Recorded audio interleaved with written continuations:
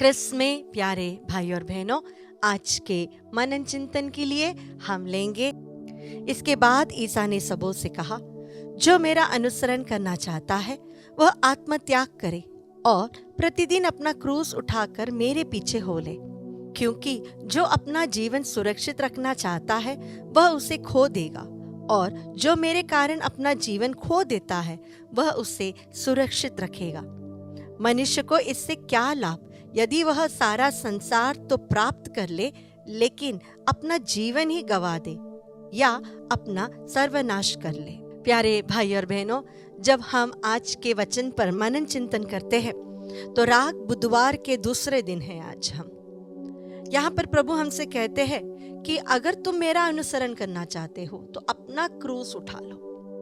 उन्होंने कभी यह नहीं कहा कि मैं तुम्हें पूरा स्वास्थ्य लाभ दूंगा, मैं तुम्हारे जीवन में कोई कठिनाई नहीं दूंगा, कोई दुख तकलीफ तुम्हारे जीवन में नहीं होगा। ऐसा उन्होंने नहीं कहा। उन्होंने कहा दैनिक जीवन का क्रूस उठाना है। हमें लगता है कि जब जीवन में बहुत बड़ी कठिनाई आई है तो हम कहते हैं कि हम अपना क्रूस उठा रहे हैं। नहीं, प्रभु कहते हैं डेली लाइफ, दैनिक जीवन में, रोज के काम में अपना क्रूस उठाना है।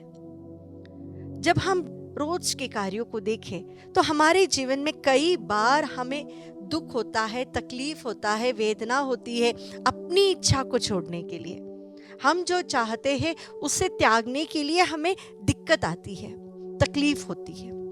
दूसरों के सामने थोड़े से झुकने के लिए, अपने पति और अपने जीवन साथी के सामने अपना हार मानने के लिए, माता पिता की इच्छा को पूरा करने के लिए, अपने दोस्तों के सामने जब वो हमें चिढ़ाते हैं तो चुप रहने के लिए, वो जो क्रूस है वह प्रभु कहते हैं उसे रोज का क्रूस है, उसे उठाना है।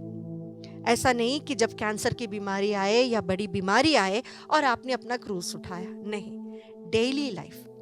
दूसरा जो वचन मुझे बहुत अच्छा लगता है, यह वचन सेंट इग्नेशियस ऑफ लोयोला ने सेंट फ्रांसिस सेवियर से हमेशा पूछा है। फ्रांसिस सेवियर यूनिवर्सिटी के प्रोफेसर थे पेरिस में, अच्छा लाइफ चल रहा था उनका, काफ़ी अमीर थे वो, उस जमाने के युवाओं के बीच वह काफ़ी प्रसिद्ध भी थे। लेकिन सेंट इग्नेशियस ऑफ लोयोला उन्हें हमेशा एक प्रश्न पूछते थे, और ये प्रश्न ऐसा है, मनुष्य को इससे क्या लाभ यदि वह सारा संसार तो प्राप्त कर ले लेकिन अपना जीवन ही गवा दे या अपना सर्वनाश कर ले। हमारी आत्मा अगर नष्ट हो जाएगी तो हमने जो कुछ इस संसार में पाया है या कमाया है, इससे क्या लाभ। राग बुधवार के दिन हम अपने माथे पर राख लगाते हैं। इस चीज का प्रतीक है कि हम मिट्टी है और मिट्टी में ही मिलने वाले हैं। जितना भी धन हमने कमाया है, जितने भी रिश्ते हमने बनाए हैं, यह सिर्फ वो 6 फीट की मिट्टी तक ही रहती है। उसके आगे वे हमारे साथ नहीं आ सकते। हमारे मृत्यु के बाद हमारे रिश्तेदार 1 महीने, 2 महीने, 1 साल, 2 साल हमारे लिए रहेंगे। उसके बाद वे भी अपने दैनिक जीवन में व्यस्त हो जाएंगे। हमने जितना कुछ कमाया है वो हम नहीं, हमारे बाद जो भी है वो उठा लेंगे। तो हमारे पास क्या है? हमारे पास हमारी आत्मा है। हम विश्वास करते हैं कि मृत्यु के बाद हमारा शरीर और हमारी आत्मा अलग हो जाती है और हमारी आत्मा प्रभु की ओर जाती है। वहां पर उसका हिसाब किताब करना है। तो अगर हमने अपनी आत्मा के लिए पूंजी नहीं कमाई है तो संसार की पूरी दौलत, पूरे रिश्ते, कोई फायदा नहीं, उससे हमारी आत्मा को कोई फायदा नहीं होता।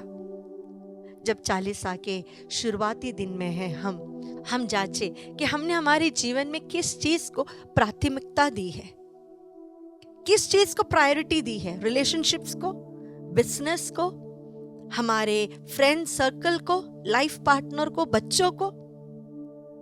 लेकिन प्रभु कहते हैं सबसे अधिक तुम्हें जो चीज पर ध्यान देना है वह है तुम्हारी आत्मा।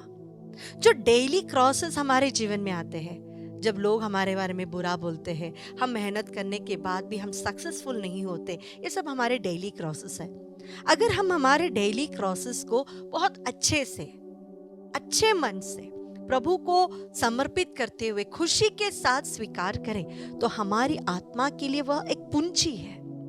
हमें और कुछ नहीं करना है हमारी आत्मा के लिए, बस दैनिक जीवन में जो दुख तकलीफ आ रही है उसे खुशी खुशी स्वीकार करना है।